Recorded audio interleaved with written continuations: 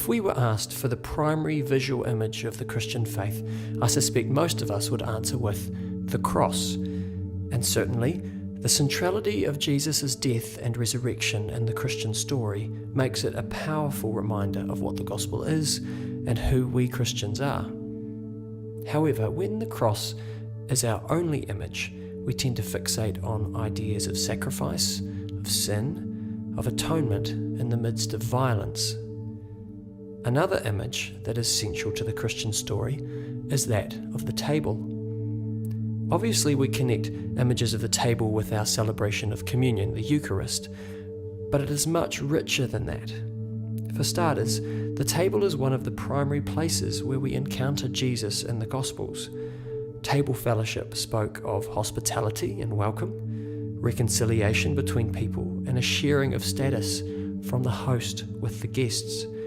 Of course, in the hands of the well-to-do, this created elite, insular groups who kept the rest of the world at arm's length. But when Jesus arrived on the scene, his use of table fellowship wasn't about keeping people out, but bringing people in, regardless of who they were or who they weren't.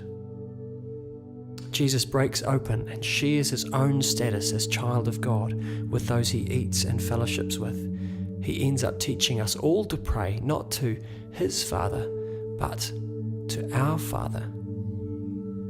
This image by Jessie Boston is called The Lord's Feast and is inspired by a parable in Luke chapter 14. Jessie has cleverly combined these two central Christian images of cross and table. The cross is an image of violence and horror infused with love great enough to save the world, whereas the table is more homely and speaks of invitation and warmth. So this picture speaks of sacrificial love, the extraordinary measures God goes to in Christ to be reconciled with the world, but then it also evokes the place where that very reconciled relationship takes place. Tables are where conversations happen, where life is shared, where laughter and tears are held gently in the company of friends. Tables are where understanding and forgiveness bubble up as we relax over good food with good company. Is this what God is inviting us into together, Sunday by Sunday? How can our lives as Christians be a movement between these two images, between the extravagant love of God shown in the cross and the everyday breaking and sharing of the bread of life at the many tables we share with others? How can our worship be an expression both of gratitude for Christ's work at the cross and also a real encounter with that God and each other, where Christ calls us to sit and be known as valued members of the holy household? Finally, the image of the table enriches our lives together as Christians. While the image of the cross rightly reminds us of what God has done for us, the image of the table invites us not to remember something that has happened, but into something that is happening now. A community being transformed by Christ's saving work for the world. A table is a place where we bring something, even if it's only ourselves.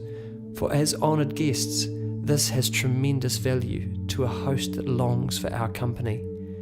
The table is an image that dignifies us and draws us into a living encounter with God and with each other. What do we have to bring to this meal? What are we hungry for?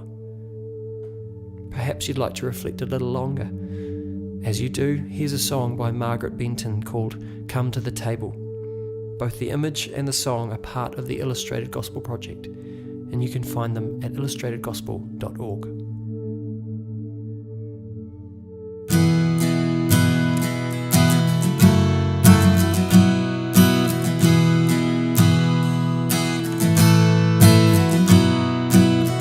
To the table, everything is ready.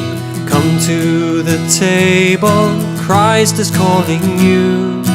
Come to the table, his arms are open. Jesus is calling out to you. Come to the table, everything is ready. Come to the table, Christ is calling you. Come in the dark times, Jesus is waiting. Come now, he longs to welcome you. Look now to Jesus, see his eyes are smiling. Look up to Jesus, his welcome is for you. His arms are open, he runs to meet you, welcomes you to your Father's home.